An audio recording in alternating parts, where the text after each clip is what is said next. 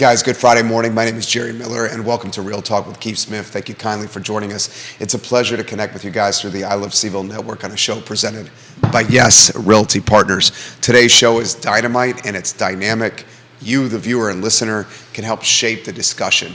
And today's program features the king of content, Sir Neil Williamson himself, the president of the Free Enterprise Forum. There are few people in this community as connected as Neil Williamson.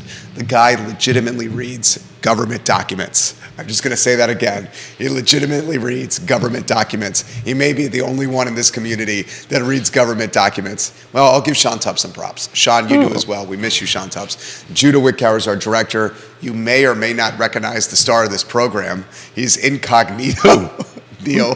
Keith's not here. Wearing a cape. He's got a belt and a mask on. You might need to stand up. I've got my housing affordability utility belt. We have a superhero fighting for housing affordability. What is your superhero name? Neil, we need to give him one. He's a housing hero. Housing hero. There you go. God, Housing hero. So good. I just trying to get dressed up in front of people. You got the housing hero. Housing hero. Yeah, I think this mask is coming off because I'm thinking of when Robin sits another thing about this whole I can't see anything. And even though I may or may not have spent a half an hour taping a mask to a pair of eyeglasses, I think this is going to come off pretty quickly. But hey, Neil, thank you for joining us. It's always a pleasure when we have you here. I start my Apple Watch timer to see how many zingers will come in per minute. So it's been a little bit light today. Usually you get. What showed you started? Normally it's in the pre-production meeting. I'm getting a couple of zingers, but for the half a dozen people in the world who do not know who you are and what you do, let us know what you guys do. Sure. I'm Neil Williamson. Since 2003, I've served as the president and executive director of the Free Enterprise Forum. We're a privately funded public policy organization focused on local governments in Central Virginia. In doing that, I attend a large number of meetings, mainly in Charlottesville and Albemarle, but also in Greene, a little bit in Fluvanna, and from time to time in Nelson. We also have a stringer, Brent Wilson, who covers Greene County for us. Which Greene has a number of interesting things going on right now, as it is in the, I guess they used to call it the exurbs, but I'm running into more and more people, when we talk about housing affordability, I'm running into more and more people that are working in the community in professional jobs that are living in Buckingham. And that just speaks to some of the housing affordability or the product that they can't find in the locality where their employment is. Well, thank you for being part of the kickoff series here. Yes, last Friday we had Jesse Rutherford, and Jesse shared with us, who's the chair of Nelson County Board of Supervisors, shared the same stat with us that they're folks that are working at their school systems don't live in Nelson County. They're in Buckingham or I think it's Amelia County, which is a little south of Nelson County, which I found that is odd, right? And now we're hearing the same thing in Greene County on that end of it. But let's pivot a little bit, because you're in the wine business, right? Kind of connected in a certain way. Talk a little bit about the sale that came up. Sure. It's a pretty big news, and Jerry talked about it yesterday on his show, and you wrote about it this morning, and I was busy trying to figure out how to tape a mask to a pair of glasses this morning. I just wonder when you're able to do real estate based on their capabilities. He is a realtor. He's a realtor. He's a realtor. There you go. It was a couple minutes. By means of background, minutes. I do all the wine writing for the Virginia Wine of the Month Club, and I've been associated with the Virginia wine industry since about the year 2000. One point, I was the general manager for Prince Michel Vineyards and their Napa partner, their Napa sister company, Leduc Vineyards.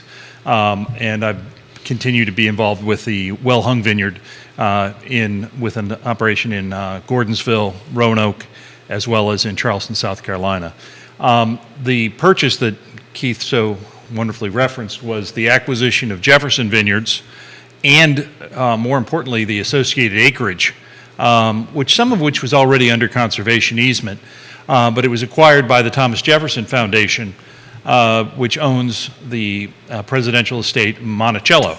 Some folks, not many local folks, but some folks seem to believe that's a national park. It's not. It's privately owned by a 501c3 organization, the Thomas Jefferson Foundation. The foundation and the Free Enterprise Forum have had differing views over the years regarding property rights. The foundation believes that it is critically important that they have the view as Thomas Jefferson would have seen it from his Monticello to Charlottesville. The Free Enterprise Forum says that'd be great, buy it, because you really shouldn't be trampling on other people's property rights. And so that conflict has been 20 years going. And the foundation actually provided really aggressive language to begin with in the 2015 Albemarle County Comprehensive Plan that was suggesting that there be a checkoff box every time there was a land use decision that was within the Monticello viewshed that Monticello had been consulted. We find that to make them a super citizen. What other private property owner has that right? There's none. There's none, and there should be none. Right. There is still some of those vestiges of the language still exist in the 2015 plan. We are now in the midst of AC 44. This is the comprehensive plan program for Albemarle County. There is phase 2 kicks off Monday. I have been selected, I think they took everybody, which is why I think I was selected, to be a part of the phase 2 program and to be one of the stakeholders and to share my experience with my cohort of folks through the blog and through other meetings and these types of media appearances. I'm hopeful that as one of their big ideas for this comp plan, they're talking about equity. Well, if one private property owner has a zoning designation that no other private property owner has, is that equitable? It's funny, I'm cheering the purchase of Jefferson Vineyards and the assorted acreage. I also cheered when Monticello bought Mount Alto, which used to be known as Browns Mountain. And I understand some law students over the years had some really good parties up on Browns Mountain. Not that I'd ever been there to do that. There's no photographic evidence either. And if there was, it was photoshopped. Yes, Mount Alto was acquired in 2004. And at the time, Dan Jordan, who was the president of the foundation, said, it's a very expensive approach to viewshed protection. But we're not in the real estate business, but we had to save our viewshed to protect a community landmark, and they spent the money. It sounds like they're in the real estate business. Well, they are in the real estate business. They seem to buy it. They own that whole section of the county. So what is? I didn't get a chance to read your blog, so I apologize. So what is their intent with it? Are they going to run it as a vineyard or? The winery, in all media accounts that I've reviewed, has deferred to the foundation. The foundation has said they do not have any current plans to change anything. The staff will remain. The winery will remain. That's the current plans. But they own it now. They can do whatever they want with it. That's the idea is if you want to protect the viewshed, buy it. Yeah. So they own. Well, doesn't this seem like common sense? I'm not supposed to use that word anymore, that phrase, but it seems like it's common sense here. Well, as the recovering developer and the housing hero, what's the developer 101? Well, developer 101 is to control everything that you can around you, and that's what they're doing. They're controlling all the land around them. They are, and it has. If that's what you want to do, and that's core to your mission, this is how you do it. Yeah. And you need to have a willing property owner to sell to you. And the Woodwards, who are good people, I know Attila well, and they sold them. Mm-hmm. And some of this land, as I say, is already, quote, protected under conservation easements, but the reality is nothing now will happen on that land without the express consent of the Thomas Jefferson Foundation. So, for those who may not know what a conservation easement is, that's listening or watching the show, this is an easement that you can put onto your personal property that generally has some substantial tax incentives attached to it. But in essence, it means what the word means is that there will be no future development within that conservation easement. Is that a fair assessment of it? Generally, yes. It's important to recognize every conservation easement is different and has different things that are and are not allowed. That being said, conservation easements are also forever. So when you put down a conservation easement, it's not just you who you're impacting your heirs. Your heirs, yeah. Anybody who buys that land, that conservation easement goes with the land. My mentor, Bill Nitchman, has significant acreage in Keswick area under conservation easement, and he chose to do this. He chose to do this because he wanted to preserve what he thought was the integrity of the land moving forward, and it was important to him, even though he had a son. And he made this move after conferring with his wife and his boy, and they said, let's go ahead and do this. So I respect people that do this. And to Neil's point, he says this often, property owners have property rights. So if they choose to do this, it's their right to do so. Absolutely. There are some, I'm a big believer in voluntary conservation easements, if that works for the property owner. That being said, we have concerns, and in fact, most easement holders won't accept an easement in a designated development area. It's kind of like putting a state park in the middle of where you're supposed to grow. It goes against common sense. But, Biscuit run. Biscuit run. But the idea behind the conservation easements, there are some critics that say it's a hand from the grave. Explain that. The idea is that if this lives on far past you and your heirs, it is forever. It's attached to the property and it goes with the property. As you sell the property, So are you basically alluding it could impact housing affordability?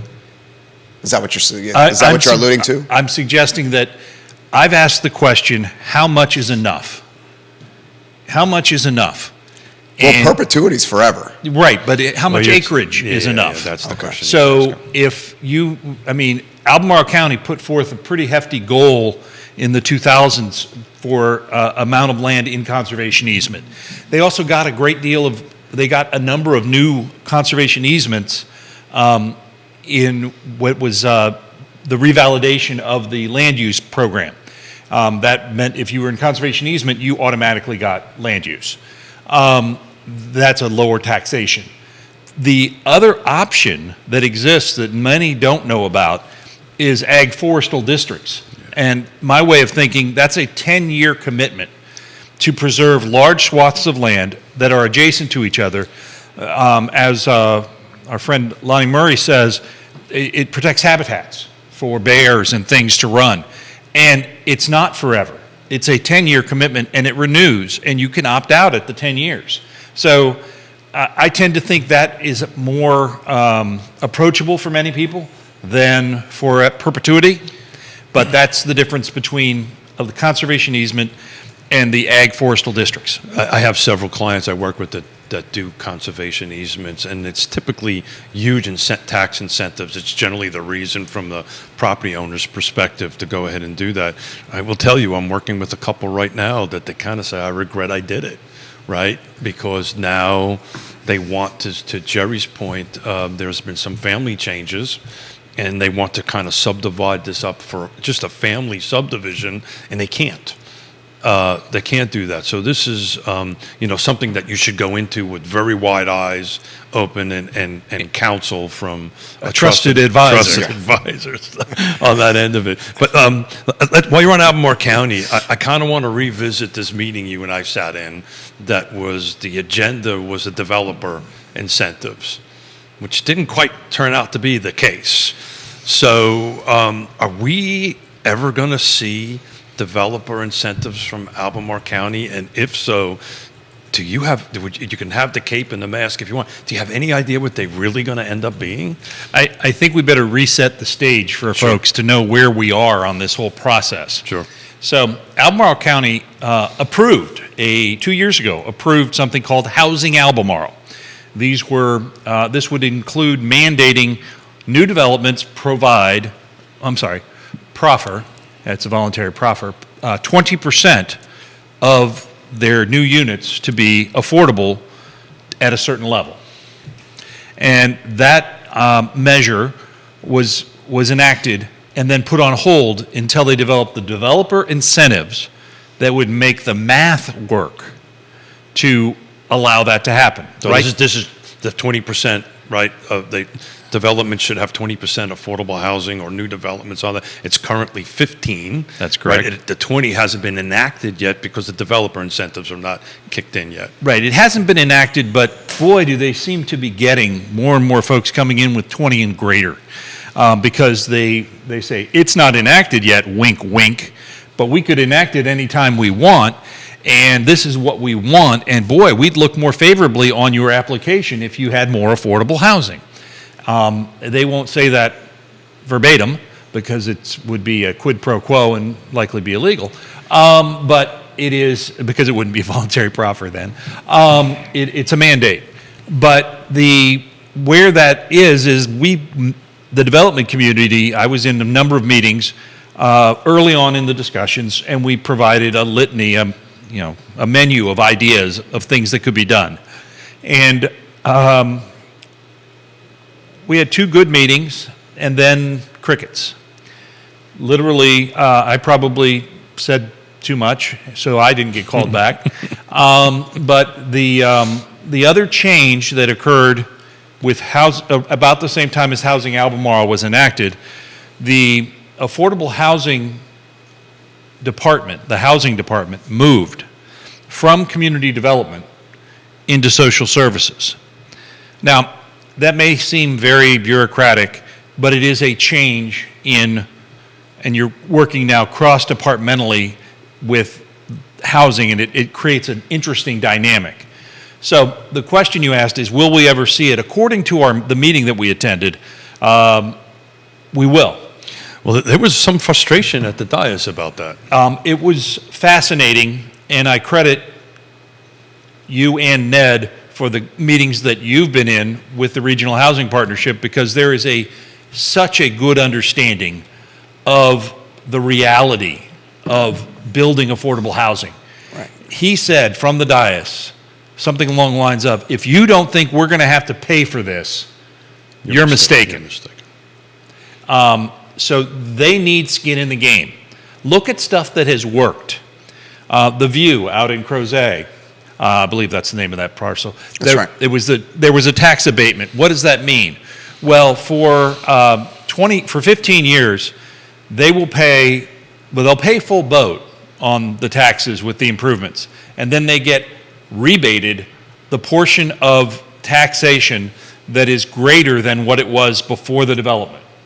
And that then in year 15 starts to go down by 20% a year until year 20, it's full boat taxation. So these tools are being used in other jurisdictions. Fluvanna County, Colonial Circle, there's literally foundations in the ground for 125 1 to 3 bedroom apartments that will serve 60% AMI and below on that received a tax incentive. This is what I'm calling it, a tax incentive from Fluvanna County. So there are, regional projects that are coming out. I guess the question I'm trying to wrestle with is, are we really ever going to see the incentives that's going to move the needle in the right direction? And I hate to be a pessimist about it. It just feels like we're never going to get there. Never's a long time, Keith. Sure. And I'm close, at my age, I'm closer to never than I was. Especially when Yonna's out of town. Nice number. I'm keeping count. Was that 2? Was that 2? The bottom line on... Should I bring my clippers over here or something? No. The bottom line on the tax abatement piece is how you can understand it works. The locality takes 15 years of providing services to that community without receiving full tax benefit. The community, the developer who owns the parcel or their subsidiary or whatever subsequent owner, pays the lower amount, but all that time they're paying down the principal on their note, for lack of a better term. And so they just refinance in year 16 or 17, and now they have the funds available to support and keep the housing affordable. Now, this is just one. I think there's not a silver bullet, it's silver buckshot. Shout out to my dear friend Robert Liberty. Yeah. Liberty. Gosh, Give I me love liberty Neil or so give me much. death. I may have plagiarized the hell out of that. But the idea that itself won't give you housing affordability. So most of the folks that I watch, and you saw this with the RST project up at Forest Lakes as well, they're using what's called LIHTC, which is low income tax credits. That's right. And leveraging state funds as well.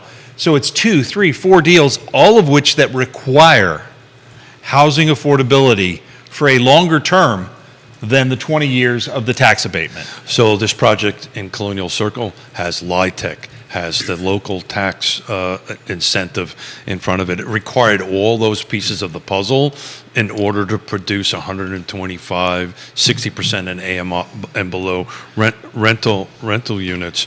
I'm generally a positive guy, right? But It's hard to be on this one. The bottom line is localities that want affordable housing across the spectrum must invest in affordable housing. So on my ride in this morning, I had 4 real estate agents call me from 4 different firms, from 4 different jurisdictions, asking me, because apparently I wear a cape, asking me, hey, I need to find a first-time home buyer. Where is something coming up? Where should I be looking? They were reaching out to me because the buyer pool is so deep. They're trying to desperately find something.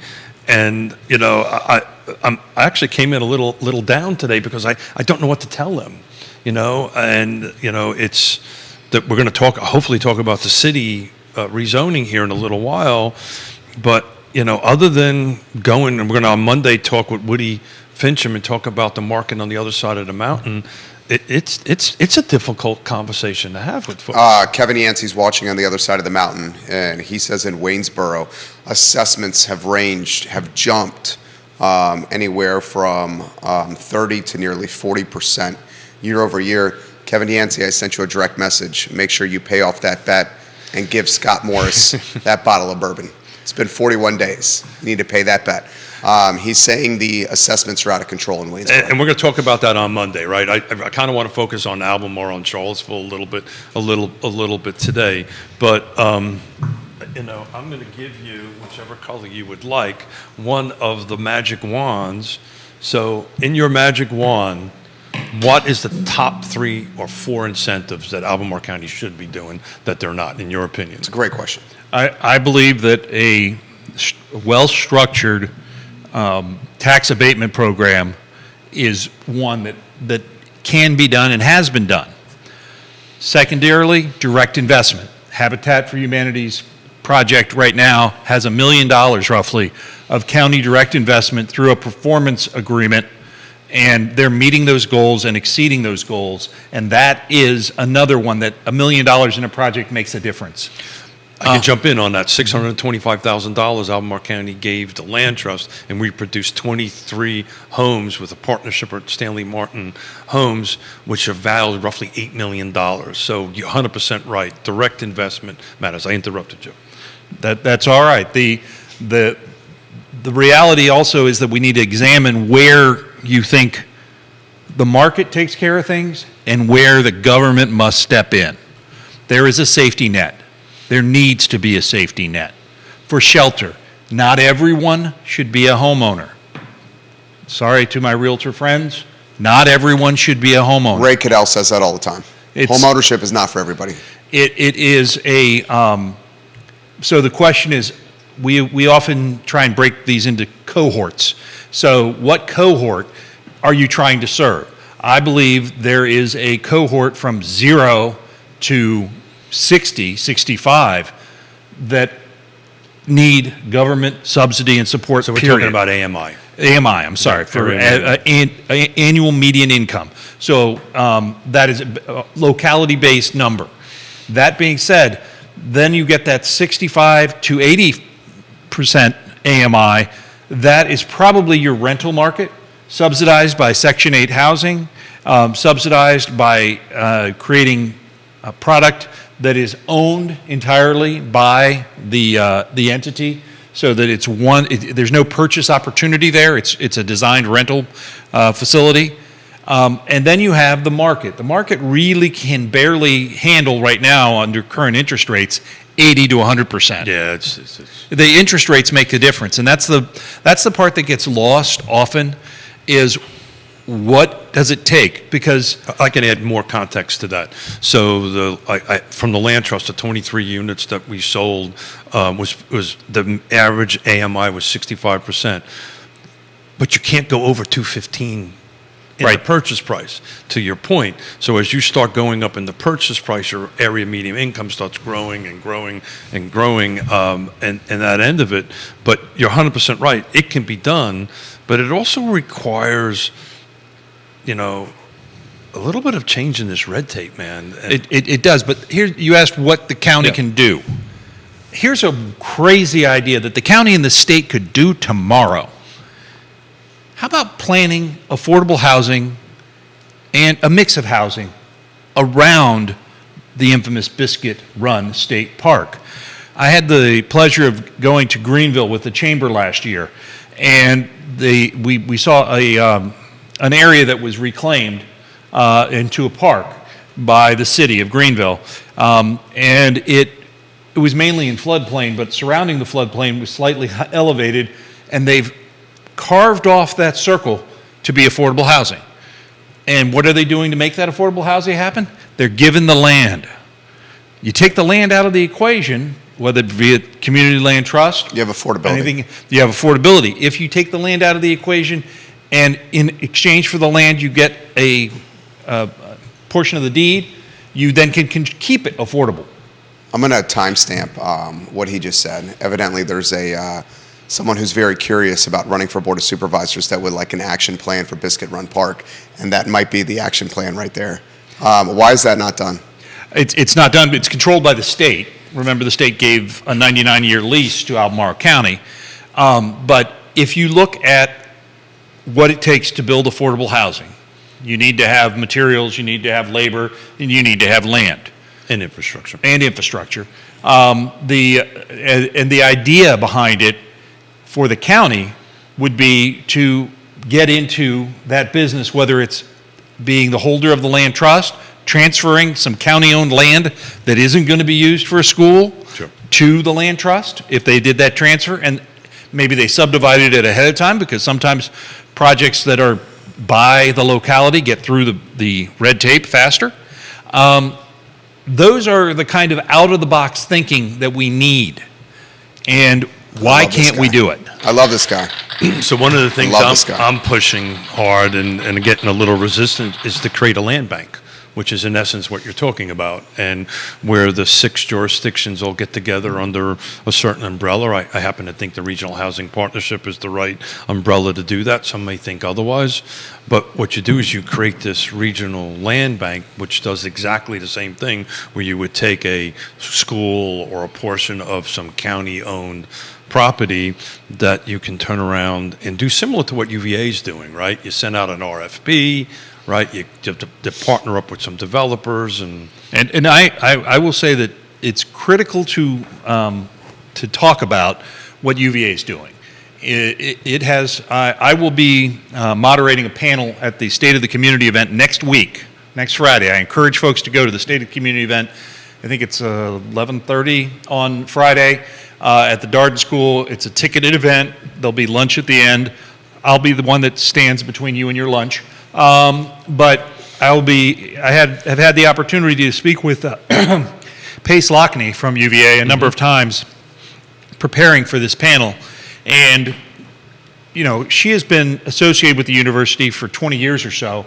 And I was just saying, I've been doing this for about 20 years. This is a huge change in thinking by the university.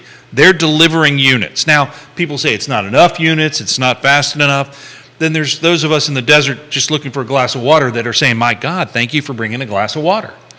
So they're going to deliver, it's 1,500 units. Charlottesville Twitter is certainly saying it's not fast enough.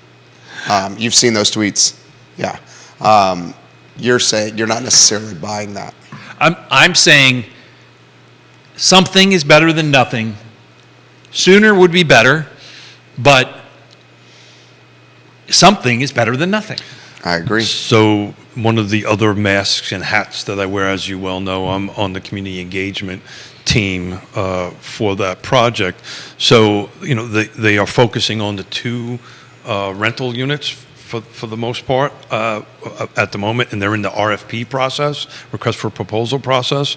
I'd like to see it to go a little faster on that end of it, but they are moving in the right direction. The next big thing for the ownership will be the North Fork parcel, which will have probably a larger number of units, which will have some ownership component in it. But at the moment, it looks like there's... And it's important to recognize North Fork is owned by the foundation. It is, well, all three parcels are owned by the foundation. That's just a recent move. They took the one that's across from, help me out, what's the hotel on West Main Street? The old Sears building. The old Sears building, thank you, on West Main Street. They've actually handed the UVA handed that over to the foundation, which is an important piece of information because it has to go through their zoning process, which we're going through this whole RFP process, and now we got to go through a whole rezoning site plan process through the city and/or Albemarle County. But the point that you made is it took me about 10 years to get UVA at the table as part of the Planning District Commission and Regional Housing Partnership. And the fact that they're at the table is a huge step forward. Agreed. And I'm happy to report that the president will be speaking at the State of the Community event along with Pace Lockney on my panel. And this event will be, there's still 100 or so tickets left. And you can go to CVilleChamber.com to get your tickets. Well, I'm going to pick one up, but I'll be sitting in this seat till around 11:30, but I'll show up late and watch you guys chat. Comments coming in fast and furious. Let's go to the I Love CVille group.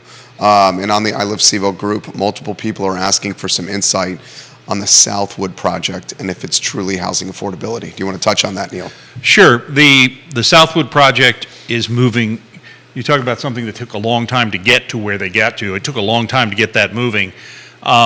But I can't recall who it was, but there was one, I believe it was a planning commissioner in Charlottesville that said, yeah, I mean, I literally can watch Southwood going up, and there's a new house almost every day.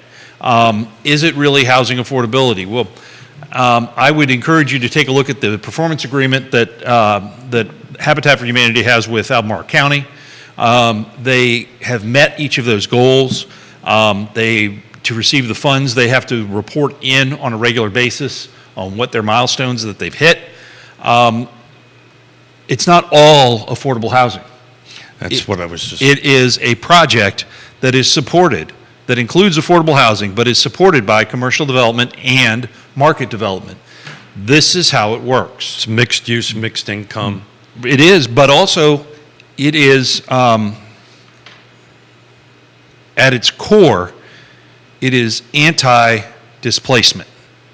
Anyone who is living in the Southwood trailer park has the opportunity, but not the requirement, to move to one of the new units. This has been a resident-driven process. It is Dan Rosenzweig, who I think has been on the program a couple of times. Front of the show. He is a much nicer person than I am, and is a wealth of information about resident-driven planning. And that's a great thing to point out. It is mixed use. It is mixed income.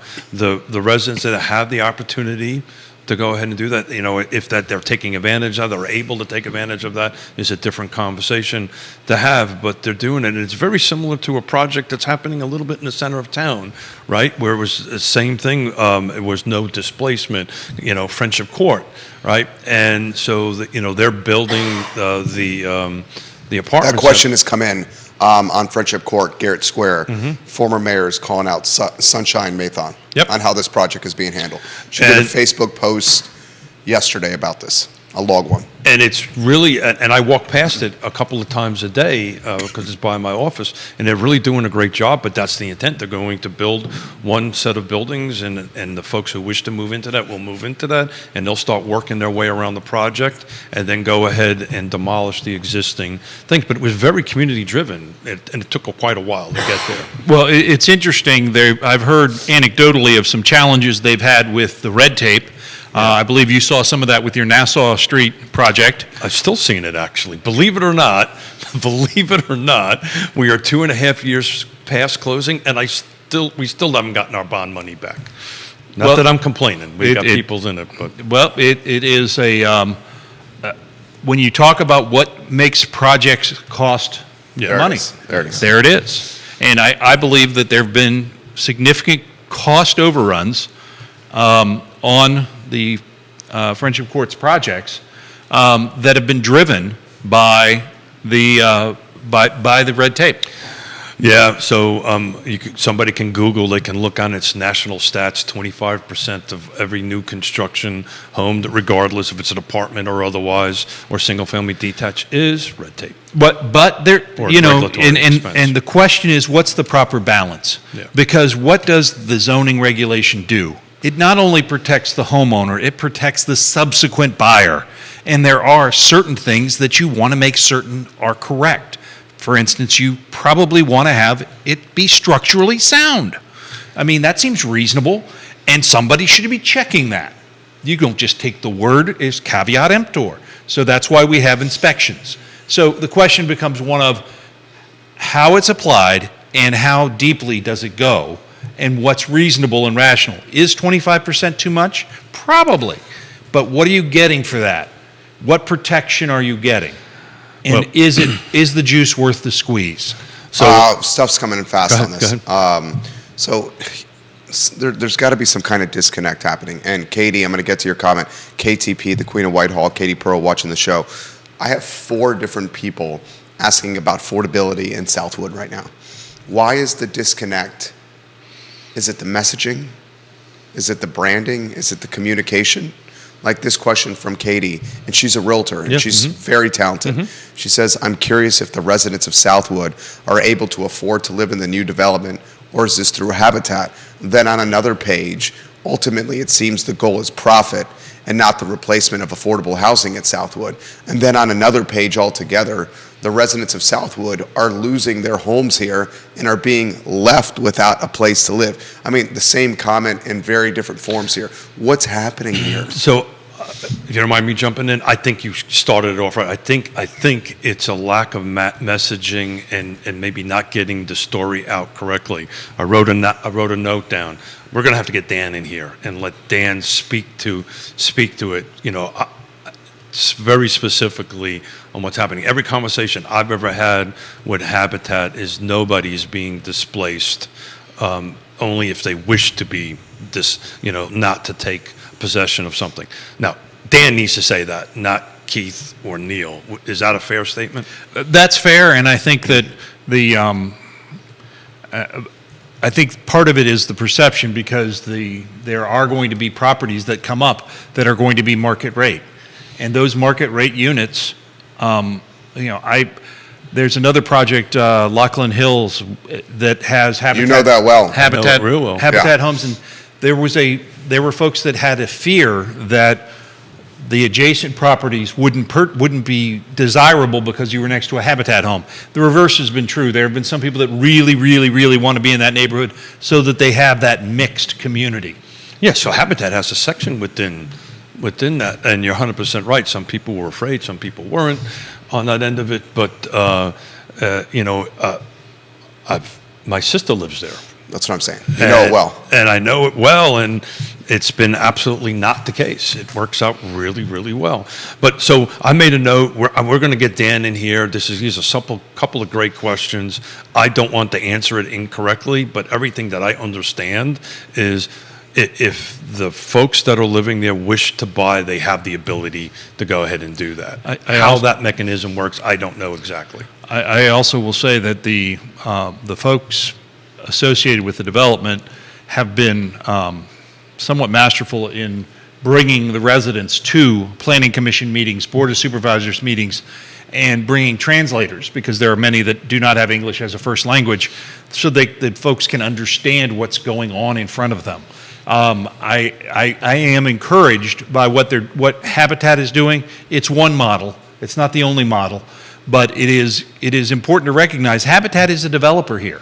Yeah. They are making a development work with the idea of non-displacement and with market rate units included, and they have to go through the same development process that everyone else does. Friend of the program, John Blair, watching the show. NBC 29 is watching the show. Tom Healy, the realtor, watching the show. Joyce Washington, the realtor, watching the program. Ashley Butler is saying, Neil Williamson, fly, Eagles, fly. She's watching the show as we speak right now. I see the CVille watching the show here. Why are there parallels, Keith, with the messaging at Southwood and the messaging at Friendship Court? Because many in the community are seeing, say, Friendship Court, that the African-American community is being displaced there. And many in the community are saying the Hispanic community is getting displaced from Southwood. Is that a messaging issue? I mean, you literally have the former mayor ripping Sunshine right now on social media. Yeah.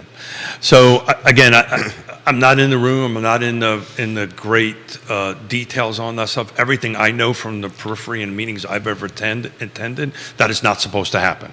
Now, if it's happening, that's a whole different conversation. But Southwood in particular, I'm looking at it right now. This is a huge project. It's multiple phases. It's massive. I can't read fast enough to figure out what the number of units are in it, but there's different phases which will handle different parts of the community. We talk about missing middle all the time. This is an exact example of what missing middle is all about, right? It's missing middle is, in my opinion, much more than just product type. It's also income based and so forth and so on. So these are working on the missing middle.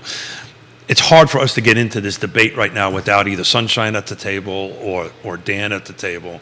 And I'm going to invite both of them so that we can have this conversation live, but I'm a little bit reluctant to go down that road without knowing the details. And I encourage folks, the Thomas Jefferson Planning District, I believe, is hosting a housing affordability home again event. And I want to say it's the end of March. March 23rd. March 23rd. How many people go to those things? Over 200. Yeah. Well, bad. we timed, the first one we did was in... Was it Good Friday in the 2020? No, it was 21? It was 19, because it was just before the pandemic started. We had a couple hundred people. We've actually been doing, we meaning the Regional Housing Partnership during that, has actually been doing weekly or monthly Zoom meetings, and we're having 100 people, 75 people show up, which is a good amount. But look, I think at the end of the day, this is a messaging problem. This is not getting the story out there in a digestible form that folks can listen to. And then what happens is people start extrapolating things from that because there is a lack of that messaging. Whose responsibility that is, that's a different story. But I'm going to try to bring them in. I'm going to ask them. Hopefully they can sit down and let them try to tell their message so we can get some of the stuff cleared up. Well, and part of the reason is as you get into these projects and they start coming out of the ground, there are a million things going on that are around you that you're dealing with. And you feel the need to explain some of them because they aren't core to the message, but they are critically important to a cohort in the community.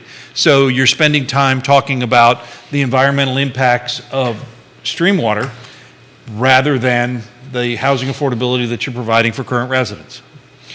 Again, the 4 phone calls, that's this many. The 4 phone calls, sorry. 3, 4, it was close. He's going to start using his toes. Yonna's out of town. Yonna's out of town. Yonna's out of town. Yeah. We love you, Yonna. But Forrest has been keeping me straight, so that's good. That's dog. the dog.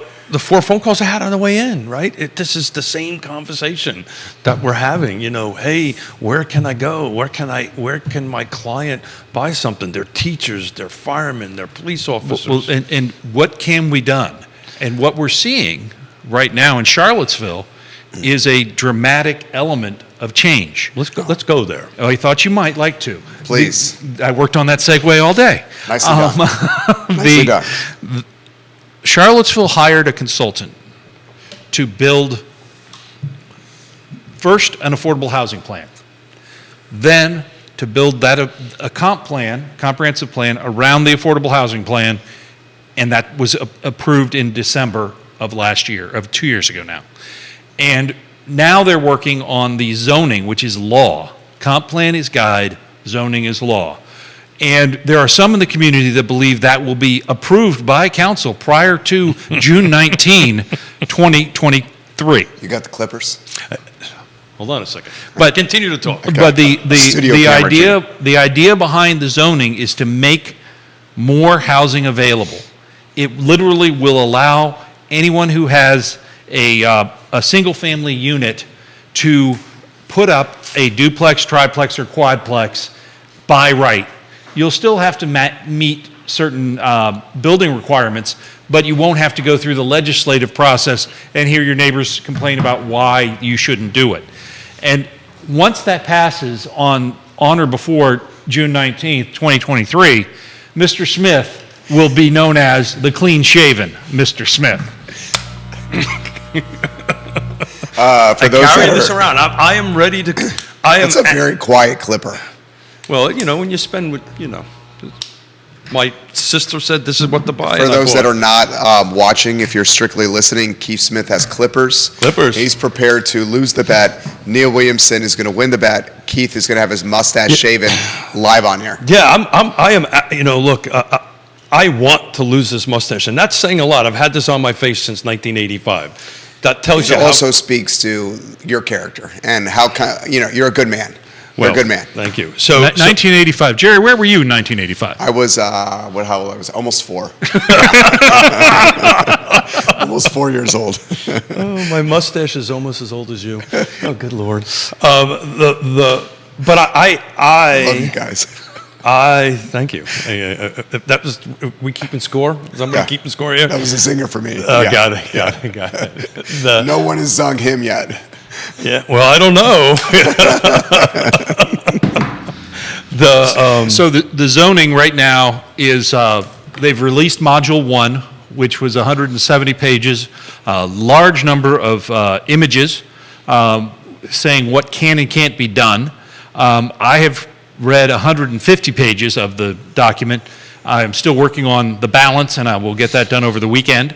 The idea behind it is much more of a form-based code than, so far of what I've read, more form-based code to create a street, a relationship to the pedestrian, and to create a street activity. There are some things I have real questions about with regard to how it's written, but there are, I encourage folks to get engaged in this process.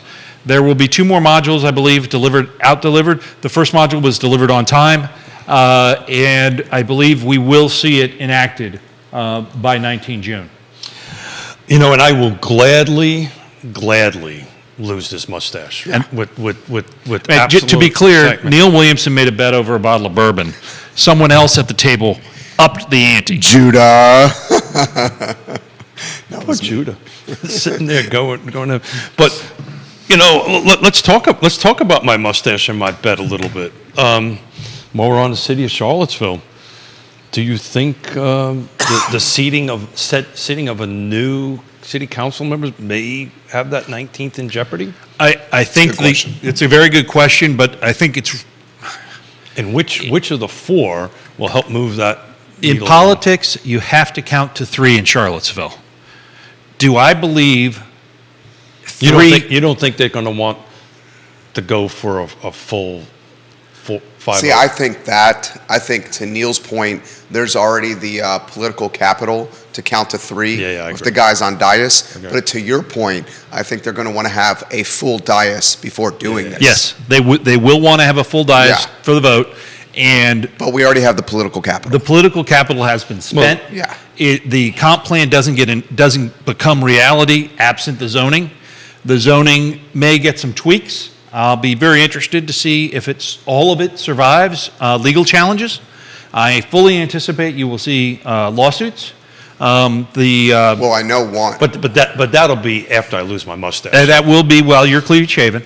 But that's an important point to say, because the fact that it gets approved doesn't mean it's actually going to get implemented, right? Because it could get tied up. If there's a stay, the reality is that if they enact it, it becomes law on whatever enactment date they set.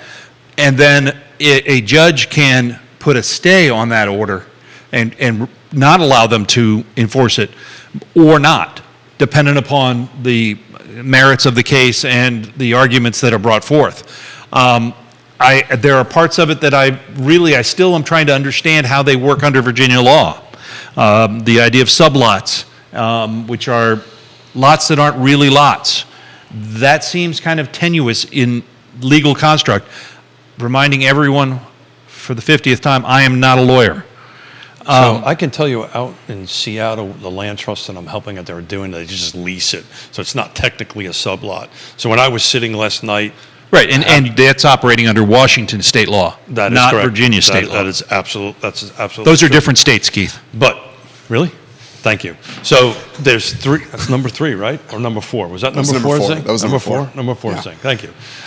So to remind everybody, there are 4 modules. Module number 1, which is what we're looking right now, which I read last night at the bar. Zoning districts, rules of measurements, use tables, and zoning map. Number 2, which is what I'm most interested in seeing, is the actual development standards. So this will be landscaping, parking, signs, lighting. That I think is going to be a much more in-depth conversation from the practitioner's perspective of it. And then the last module is 3, is the actual administration and review process of it, which is to me also more interesting, because once you get it approved, once the city approves it, how are we going to get a project approved?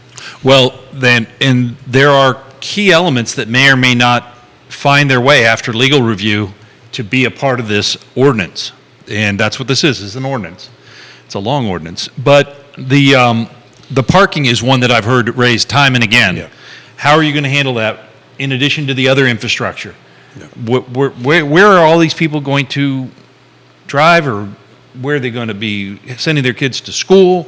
These are real good questions. So to your point, module 1, and I read it last night. I actually buzzed through all the pictures because I'm kind of familiar with them, get to the text end of it. It's mostly the pretty pictures, right? This is a very visual module where it shows this is what this will look like and this is what that look like. When we get to module number 2, that's the nuts and bolts of it, exactly how this is going to work. Well, I want to credit the city for reaching out to Cadre, which is the Charlottesville Area Development Review, Roundtable, and they said, hey, here's module 1, break it. Tell us what doesn't work. Take some of your projects and run it through this, and what works, what doesn't work. Asking design professionals for their help is the way to get things done. Get buy-in from those regulated when drafting regulations.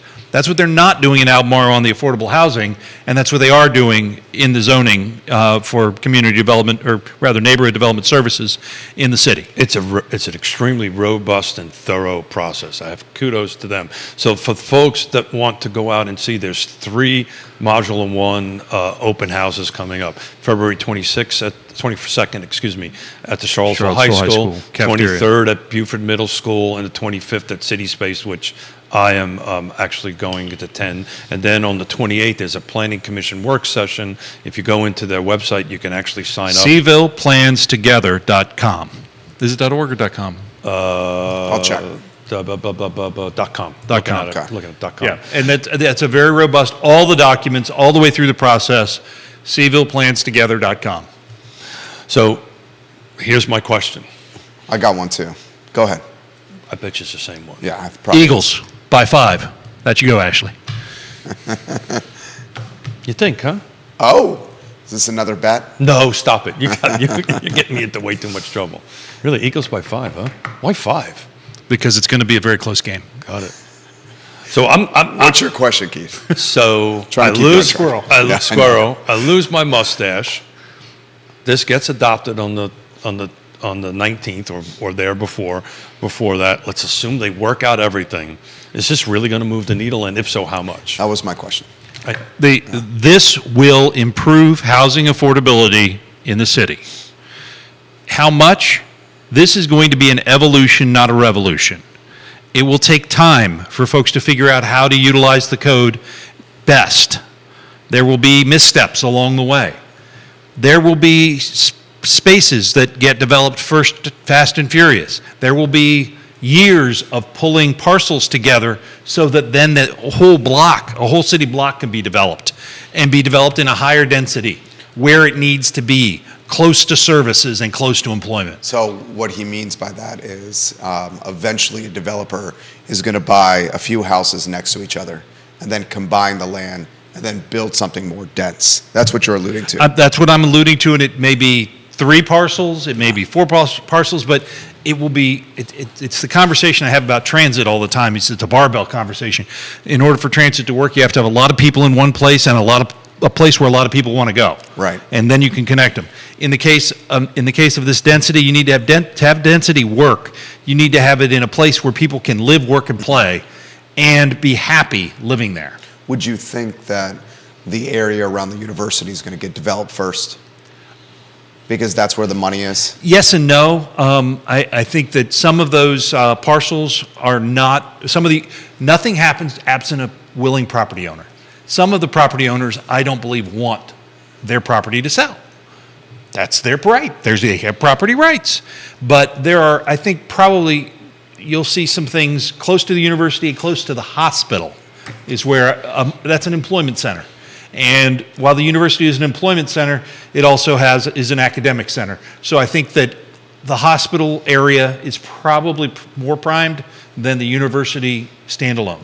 Grayson says, ask Neil, Jerry, about your take with the extra applicants and how UVA is going to utilize the increased density to raise enrollment at school. So basically what I've been saying is if UVA sees the additional density possibility coming online, then it understands that it could potentially enroll more students because it's got more houses for them that it doesn't have to own on grounds and manage on grounds. You buy that, yes or no? UVA has not stated any intention of increasing the number of undergraduate or graduate students. That being said, they are increasing some of their schools, and one could say, well, perhaps they're adding schools. They're adding schools. Yeah. But the actual enrollment, I have been told by people within the university community, is not destined to change dramatically anytime soon. I don't see us ever going over 30,000. Wow. And I may be wrong, but that's I think you're wrong on that. Well, I'm not going to bet anything. But Devil's advocate for you. But the same conversations I'm having, it seems like that's. So if they create a data science school, Yeah. and they create a biotech institute, Yeah. are they going to then decrease the undergraduate school enrollment because they're adding additional schools? So I think to Neil's point, they're adding schools, and maybe that group of folks won't be counted into maybe a whole different. That sounds like pool. a smoke and mirror game. That's a shell game right there. It could be a little politics there. Okay, But so if you add additional schools and you keep the undergraduate enrollment the same, aren't you upping enrollment? Right? Yes, I am being told Okay. that enrollment is not being increased anytime in the near future. The three of us are, I hate to use the phrase again, common sense guys. If 2 new schools come on grounds and enrollment stays the same undergraduate, aren't they going to have more UVA students? I don't know the mechanics of UVA to say that all their schools are oversubscribed or that it's a zero-sum game. But we do know the class of 2027 has the most applicants in the history of UVA history. That could drive one more person to have to read applications. That doesn't mean they accept anymore. That's fair. That's a fair comment. That's a fair response right there. So I'm going to change gears on everybody. I emailed to Judah, if Judah has the time to do it, to drop into the feed the actual map, the zoning map, the proposed zoning map on it. And as I was reviewing all these documents, I decided to pick on the RA, which is, again, I didn't do a formal one, but looking at the map is darn near 3/4 of of the map. So that was when I was focusing, okay, what do they want to do with RA?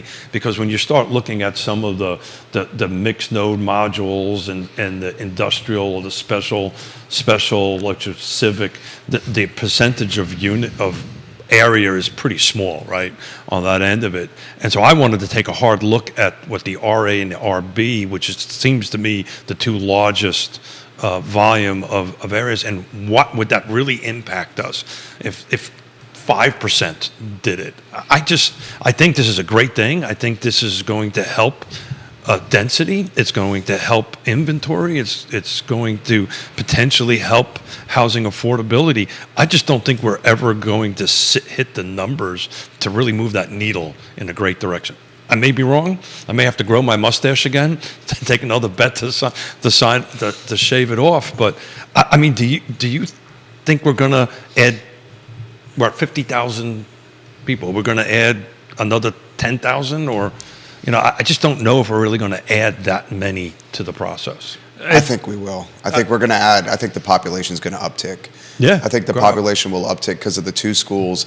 And what happens if we get the 300 to 500 million for the regional tech hub from the federal government? I get all that. That I don't disagree with. I think, and we talked about it the other day. I was sitting at Tavola Bar last night next to a guy that came in from Austin that just got hired over at Willow Tree. There you go. He's coming from Austin, moving into Willow Tree, being who we are. We're talking to people at the bar, and I potentially got a buyer. Did you give them your business card? Oh, was I supposed to do that? Damn it. Well, you're cool. I got the phone. that's what I did. He scanned it. I love that. I love it. And we're talking. Then we went into another conversation about his brother's a real estate agent in Austin that's not making any money. What can I do to help him? But that's what's happening. So my point is that are we going to increase enough density that will move the housing affordability needle? I pray and hope so. I just don't know if we're going to get to that mass of numbers. What do you think, Neil? Am I wrong? Well, there was a regional needs assessment done back in 1999 that highlighted the number of affordable units that Charlottesville needed. And I don't remember, do you remember what that number was for Charlottesville? Oh, God, in the thousands. It was in the thousands. Yeah. So, and again, so everybody knows here, I'm kind of playing a little bit of devil's advocate here, right? And what we're saying is this will help. There's no doubt about that. This will help. And just like UVA's commitment to affordable housing, it will help. Will it solve the problem? No. As Barbara Bush used to say about the starfish that she threw back into the ocean, did it make a difference? Well, it did to that starfish. That's right. It's true. So the conversations I'm having with a couple of Fluvanna County elected officials, and as you know, the Regional Housing Partnership, we do our roundtable, or roadshow as we're calling it, and we're going to have two next Friday. Moselle Booker and Chris Fairchild are going to join us. One of the things we talk about when we do the roundtable is the regional interconnectivity of housing affordability, and I think you're starting to see Louisa County is talking housing affordability, which is a great conversation to have. You're starting to see some of the outlying counties understand that what happens in Charlottesville impacts them, what doesn't happen in Charlottesville impacts them, what happens in Fluvanna impacts Charlottesville. So this is one of the reasons I'm so an advocate for this regional approach. That being said, your home county is about ready to bring a bunch of units on. Well, it will bring them on when the folks that have already completed the entitlement process choose to bring them on. Sure. That is property rights. The county has approved about 2,000 units, mainly located in the Ruckersville area, to come online. How quickly they'll come online? There was a project, I think it's before the board next week, maybe it was this week, that talked about bringing only 97 units a year on as a cycle. How quickly they come online is really a function of the market as well as the builders associated with it, how much they want to move forward with it, and how easy they can get the contractors to do the work. So it is a dynamic. I was in a meeting the other day with someone who was bemoaning the fact that someone got an approval to do something and then didn't do it. I said, well, that's the property owner's right. If you get the permission to do it, you don't have to do it. It is up to the property owner. You can't mandate it has to be started in a Right. certain, yeah.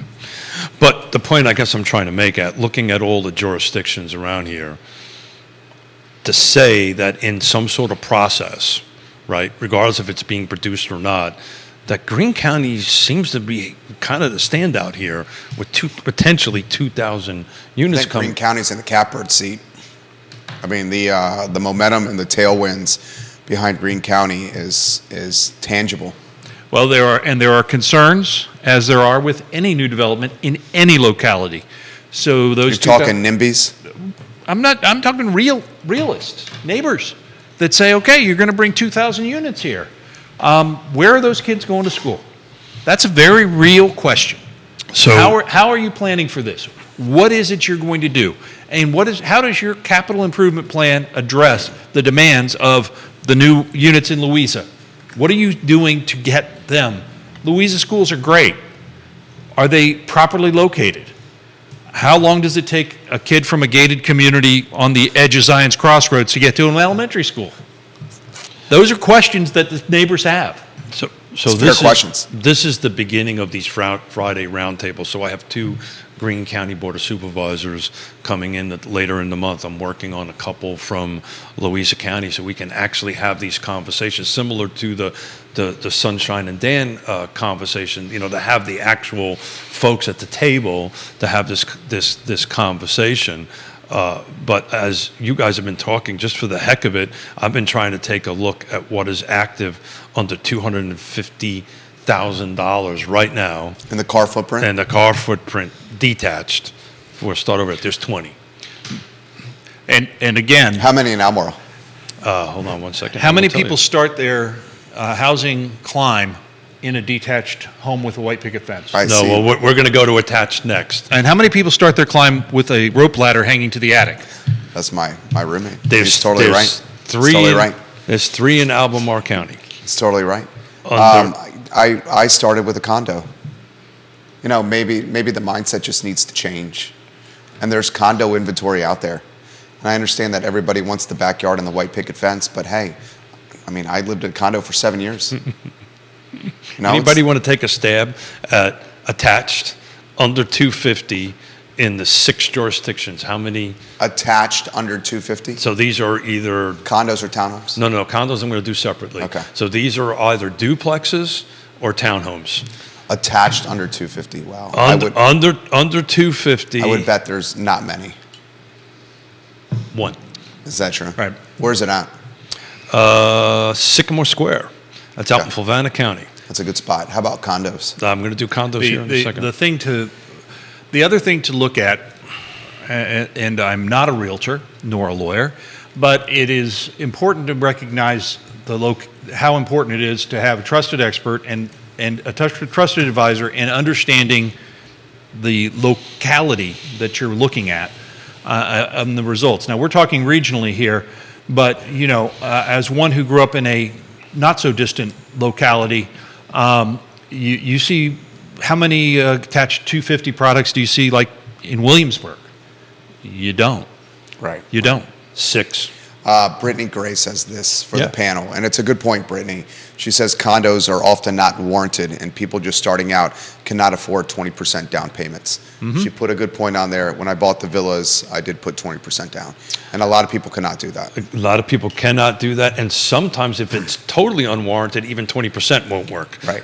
On that end of Great it. point, though. Yeah, that's a great point, Brittany. There are 6 condos available in that footprint.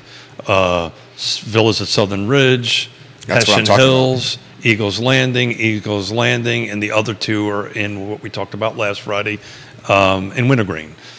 So I will take a quick look at them or somebody on the chat just to see, because generally they'll note in there, are they warrantable or non-warrantable? Juan Sarmiento says we need a new high school in Louisa County. The county's completely booming. Multiple people are saying this is not housing affordability in any means. We empathize with you guys completely. Spencer is saying that the increased density that's coming to this area is going to be scooped up by these new schools, which is what I think. Spencer also says until Albemarle County expands its developmental area outside the 5%, the added land in Charlottesville City is just going to be more coveted, which is going to drive the price. I think it's a decent point right there by Spencer. Katie Pearl says it's extremely hard to buy condos. Most of the affordable condos are not warrantable, which makes it impossible for lower income purchasers to buy. So multiple realtors are putting on the feed the warrantable issue.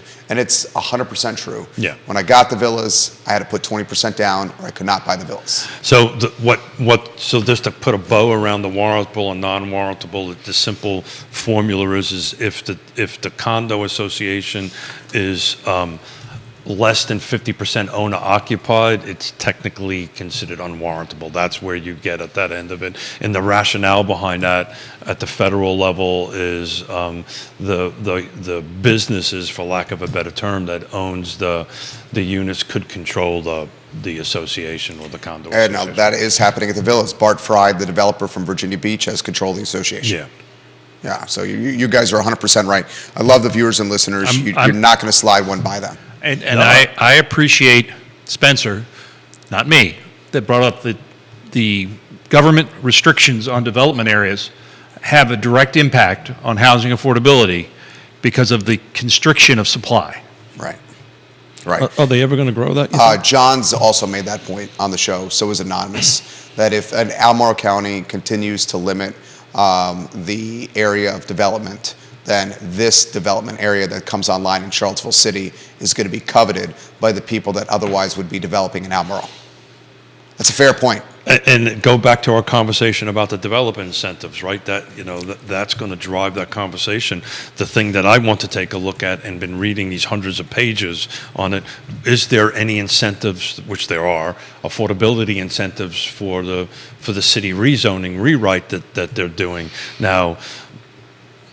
Is it obligatory? Is it not obligatory? That's a whole different conversation to have, but there are some bonus densities that I was reading yesterday in the city for if you have a certain percentage of affordability to it at a certain percentage AMI. But there's a lot of work between now and I lose my mustache that has to go through that. But folks should try to attend these meetings if they can, or even better, File Free Enterprise Forum. Support my dear friend that's sitting to my right. Or even better, donate. That's what I was about ready to go to. Donate so he can continue to do that and show up in these meetings and do these wonderful selfies that you do. I'm happy to have the support of the community doing the work that I do. You're really good at your job, man. I enjoy what I do. I do go to a lot of boring meetings, and I do live tweet many of them. I love it. So just a little. I genuinely learn from your live tweets. And a little shout out to you, and you. Maybe I'll embarrass you a little bit, but I don't think there's a single elected official that you talk in front of. They may not agree with you, but they respect you. Oh, no doubt. And that's huge, right? So there may not be agreement, but there's civility in the conversation. And they take what you say seriously, and I know you well enough to say this, you take what they say seriously on that end of it, and that's okay. You're just not sitting there yelling at people, you're actually trying to engage in a conversation to change. So my hat, or soon-to-be mustache, is off to you on that end of it. I concur. The mayor of McIntyre, Bill McChesney, if Neil loses the bet, does he have to grow a mustache? That's a great idea, Bill. I had a full COVID mustache and beard, and my wife made it certain that needed to go away. I think that's where the bourbon comes in. Yeah. I'll get a bottle of bourbon. He gets a bottle of bourbon. But look, Speaking of bourbon, Kevin Yancey, make sure you give it to Day Scott 41. Morris.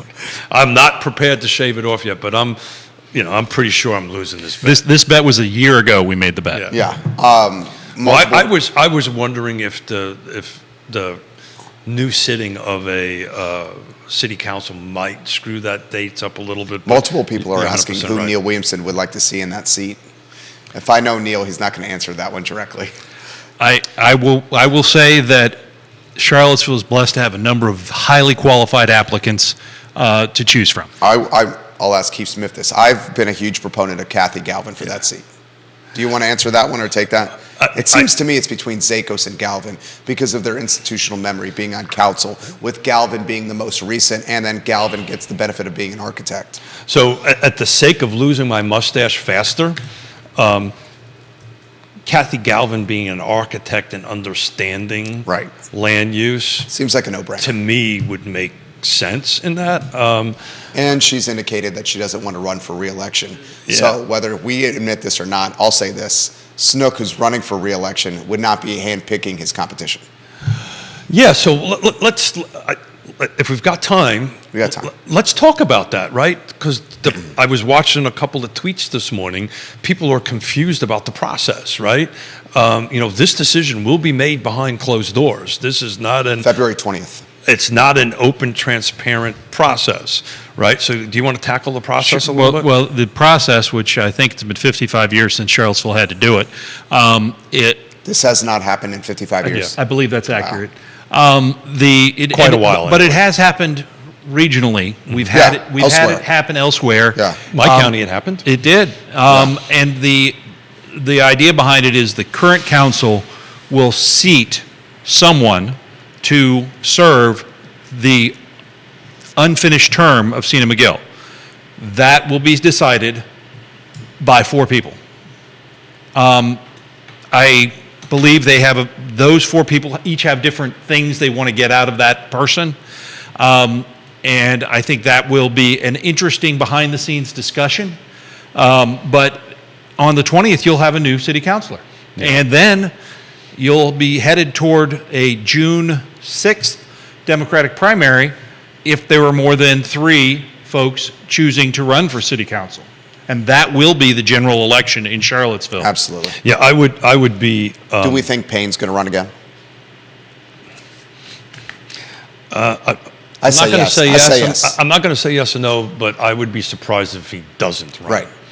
Which is I kind mean, of a yes. We have tremendous respect Yeah. for Michael Payne here. He's coming on the show. This so is his we can ask primary him. source of income. He's coming on the show, so we can ask him. I know Yeah. the next couple of months, I've got all these shows stacked up. Look, back on. I would be very surprised if Kathy doesn't get the nod That's what I feel. because of her expertise. And institutional memory, and most recent on council. The other thing to know is the 2 things that the council is going to be doing in the next 10 months are the budget Yep. and the zoning ordinance.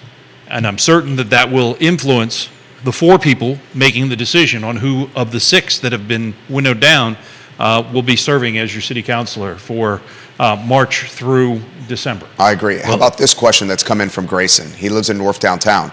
Gentlemen, if Kathy is in fact picked for that final spot, is it fair that she gets to select a city manager permanent? Is it fair?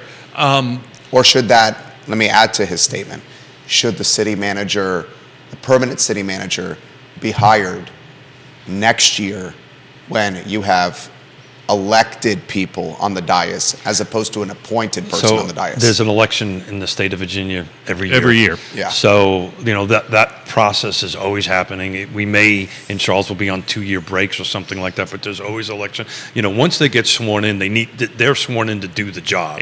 And I do not think that whoever is appointed is any less a city councilor selected by the public because it was selected by representatives that were selected by the public. So I've got a placeholder for after the 20th because whoever's selected, we're going to ask them to join us and talk a little bit, which, Kathy's been on the show, your show many a times, on my show a couple of times, so we shall see. But I think the third point you made is correct, Jerry, that, if she really decides not to run again. She said she will not. Yeah. Yeah. Well, that she may change her mind. She can It change her happens. mind.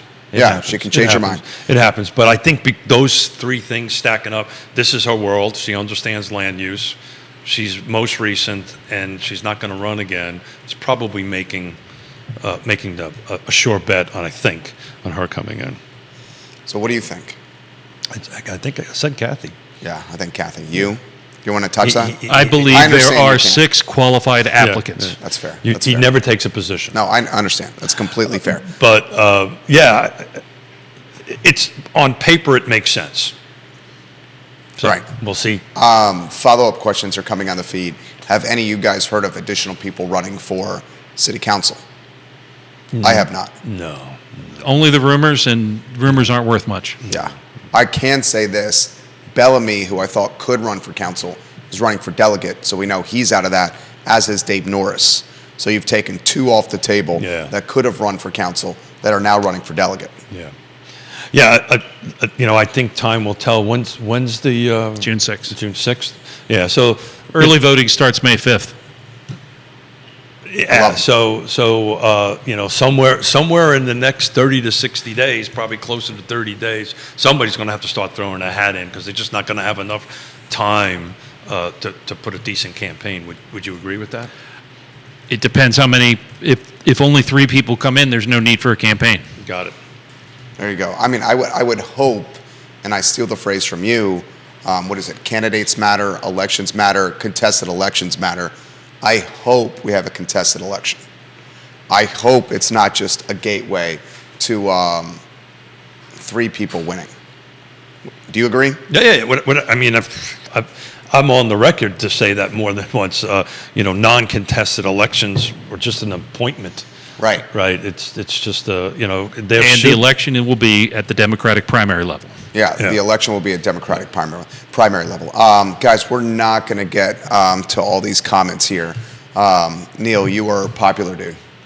Well, Neil has the pleasure of me bugging him regularly to come on. So hopefully he will continue, and we'll bring in, and we'll as this processes go on, we'll get some of that in depth, and then eventually you're going to sit here and watch me shave a mustache off. We should say this. How can we support the Free Enterprise Forum? Go to our website, which is freeenterpriseforum.wordpress.com is the fastest way to get there. And you can click on the donate button, and you can donate online. Trust me when I say every little bit matters.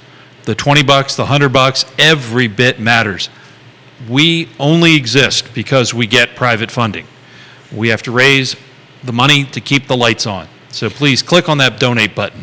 Another way to do it is go into Real Talk with Keith Smith on the Partners tab and click on the icon there. Brittany Gray says, I really love, in all caps, when Neil Williamson comes on, and I'm seeing this on multiple comments. Guys, Neil Williamson is awesome.